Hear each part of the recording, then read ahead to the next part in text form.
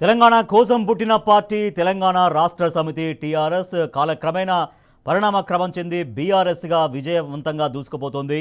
ఇవాళ BRS party ఏర్పడి 25 సంవత్సరాలు కావస్తోంది.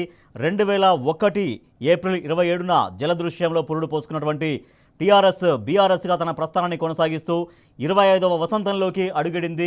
ఒక నవ యవ్వన దశకు చేరుకుంది. ఇదే ఉత్సాహంతో రాబోయే రోజుల్లో మరింతగా తెలంగాణ ప్రజల పక్షాన ఉంటామని బీఆర్ఎస్ చెప్తోంది. ఆ మేరకు ఇవాళ ఎలకదుర్తిలో లక్షలాది మందితో భారీ బహిరంగ సభ, బీఆర్ఎస్ పార్టీ ఆవిర్భావ సభ బీఆర్ఎస్ రజతోత్సవ సభ మహాసభను విజయవంతంగా నిర్వహించడం కోసం సమాయత్తమైపోయింది. మొత్తం ఇప్పటికే లక్షలాది మంది జనం బాట ఎలకదుర్తి వైపే సాగుతోంది.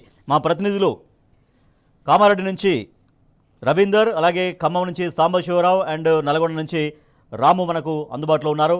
ఎస్, ఒక నాయకులతో ఖమ్మం నుంచి నాయకులతో ఉన్నారు, పక్కన నాయకులు కార్యకర్తలు ఉన్నారు. ఖమ్మం నుంచి సాంబశివరావు ముందుగా మాట్లాడదాం. ఎస్, సాంబశివరావు, ఖమ్మం జిల్లా నుంచి ఎట్లా తరలి వస్తున్నారు? ఇందాక అంటే ఖమ్మం జిల్లా నాయకులు మాట్లాడారు. సో భారీ లక్షలాది మంది కోసం ఆల్రెడీ ఏర్పాట్లు సాగినాయి, ఆల్రెడీ మొత్తం ఒక దండులా కదిలి వెళ్తున్నారని. సో ఉమ్మడి ఖమ్మం జిల్లా వ్యాప్తంగా ఇప్పటిదాకా అందుతున్నటువంటి రిపోర్ట్ ఏంటి? ఎంతమంది కదులుతున్నారు? రాజేష్, ఖమ్మం జిల్లా దారులన్నీ ఎలకతుర్తి వైపు పరుగులు పెడుతున్నటువంటి పరిస్థితి కనిపిస్తుంది. గులాబీ దండంతా కూడా ఎలకతుర్తి సభకు బయలుదేరింది. మనతో పాటు జిల్లా పార్టీ అధ్యక్షులు తాత మస్తూన్, అట్లాగే ఎంపీ రవిచంద్ర గారు జాయిన్ అవుతున్నారు. సీనియర్ నాయకులంతా మనతో ఉన్నారు. రవి గారు, ఎట్లా ఉంది సార్ ఈ క్రౌడ్ కదలిక? ఎట్లా ఉంది? సభ ఎట్లా జరగబోతుంది సార్? ఈ సభ చరిత్రలో అతిపెద్ద సభ, తెలంగాణ రాష్ట్ర చరిత్రలోనే అతిపెద్ద సభ జరగబోతుంది. కేసీఆర్ గారు తన సందేశాన్ని రాష్ట్ర పార్టీ ప్రయోజనాలు, రాష్ట్ర పార్టీ కేవలం రైతుల కోసం, ప్రజల కోసం, విద్యార్థుల కోసం, మహిళల కోసం, వీళ్ళందరూ కాంగ్రెస్ పార్టీ అధికారంలో వచ్చినప్పటి నుంచి ఎంత ఇబ్బందులు పడుతున్నారో అవన్నీ చూసుకొని కేసీఆర్ గారు వాళ్ళందరికీ ఒక ధైర్యాన్ని నింపే సందేశమే ఈరోజు ఉండబోతుంది. ఇలాంటి మీటింగు అన్ని ఏర్పాట్లు బ్రహ్మాండంగా గొప్పగా జరిగిపోయినాయి. కానీ ఖమ్మం జిల్లాలో కొంతమంది ఇక్కడ చిల్లర ప్రయోజనాలు చేస్తున్నారు. స్కూల్ బస్సుల వాళ్ళని ఇబ్బంది పెట్టి, ఓనర్లను ఇబ్బంది పెట్టి బస్సులను ఆపే ప్రయత్నం, అధికారులను అడ్డం పెట్టి చేయబోతున్నారు. ఇది మంచి సాంప్రదాయం కాదు. గతంలో కూడా మా పార్టీ అధికారంలో ఉన్నప్పుడు కామారెడ్డి డిక్లరేషన్ సభకు రాహుల్ గాంధీ గారికి కానీ, వరంగల్ డిక్లరేషన్ కానీ, నల్గొండ ఎక్కడ మీటింగ్ పెట్టుకున్నా పార్టీ ప్రభుత్వం కోఆపరేట్ చేసింది.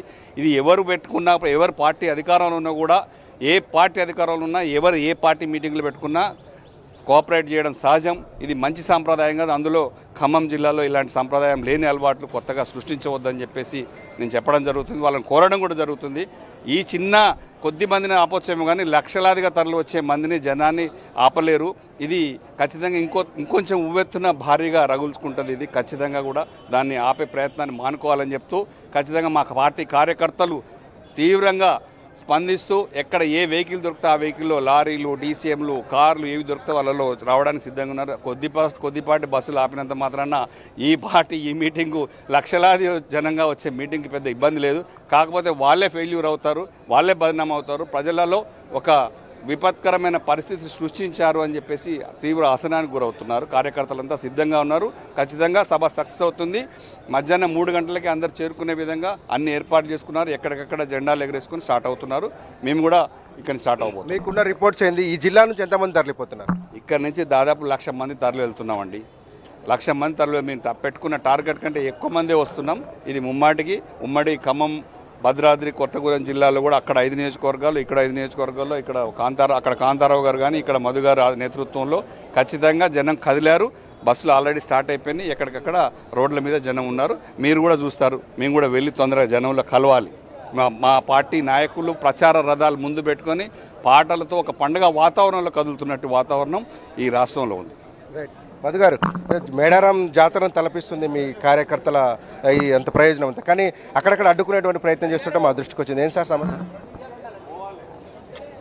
ఈరోజు వరంగల్లో జరిగేటువంటి ఈ సిల్వర్ జూబ్లీ బహిరంగ సభకి ఒకటే ఒక ఎజెండా. కేసీఆర్ గారిని చూడాలి, కేసీఆర్ గారు ఇచ్చే సందేశం వినాలి, కేసీఆర్ గారి సందేశాన్ని మోసుకొచ్చి మళ్ళా వారి ప్రాంతాల్లో ప్రజలని బీఆర్ఎస్ తరపున ఈ యొక్క కాంగ్రెస్ ప్రభుత్వం మీద పోరాటం చేయాలంటే ఏకైక ఎజెండాతో ఇక్కడి నుంచి బయలుదేరారు. ఇప్పటికే మేము ఊహించిన దానికంటే చీమల దండులాగా ఖమ్మం జిల్లా నుంచి బయలుదేరుతున్నారు. ప్రత్యేకించి అన్ని ఏర్పాట్లు చేసుకోవడం అనేది జరిగింది. కానీ చివరలో కాంగ్రెస్ పార్టీ ఒక కుచిత బుద్ధితోని ఈ జిల్లాలో ఉన్నటువంటి 3 మంత్రులు, కాంగ్రెస్ పార్టీ ఎమ్మెల్యేలు దీన్ని ఏదో అడ్డుకోవాలి, బీఆర్ఎస్ పార్టీ బహిరంగ సభను అడ్డుకోవాలని ఒక కుట్రకు తెరలేపారు. కానీ నేను వారికి ఒకటే చెప్తున్నా, అరచేతిని అడ్డుపెట్టి సూర్యకాంతిని ఆపలేరు. కాబట్టి బీఆర్ఎస్ పార్టీ ప్రభంజనాన్ని ఆపటం మీ చేత కాదు. మీకు పతనం స్టార్ట్ అయింది, మీ కౌంట్ డౌన్ స్టార్ట్ అయింది, ప్రజల్ని మిమ్మల్ని చీత్కరించుకుంటున్నారు. ఇలాంటి చిల్లర వేషాలు వేయొద్దని జిల్లా ముగ్గురు మంత్రులకి ఇక్కడ ఉన్నటువంటి కాంగ్రెస్ పార్టీ ఎమ్మెల్యేలకు చెప్తున్నాం.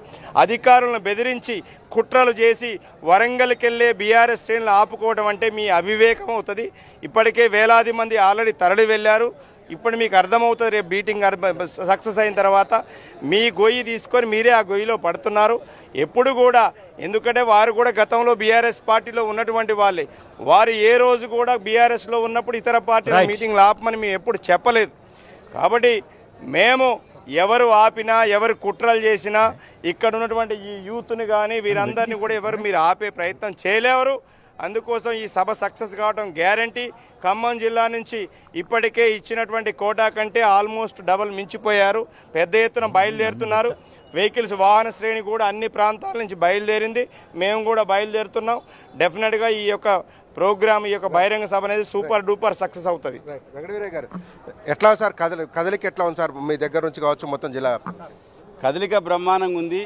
తట్టుకోలేక బస్సులలో ఎక్కిన తర్వాత ఆర్టీఓలను ప్రయోగించి ఇప్పుడు బస్సులు ఇవ్వద్దని స్కూల్ యాజమాన్యాల మీద కాంగ్రెస్ నాయకులు ఇప్పుడు ఈ జన ప్రభంజనాన్ని చూసిన తర్వాత, ఇంత కదలికి వచ్చిన తర్వాత వారు ఊహించలేదనుకుంటా. బహుశా ఎప్పుడు చేయని ఒక దుర్మార్గాన్ని సత్తుపల్లిలో మరి ఎమ్మెల్యే భర్త దగ్గరుండి చాలా దారుణంగా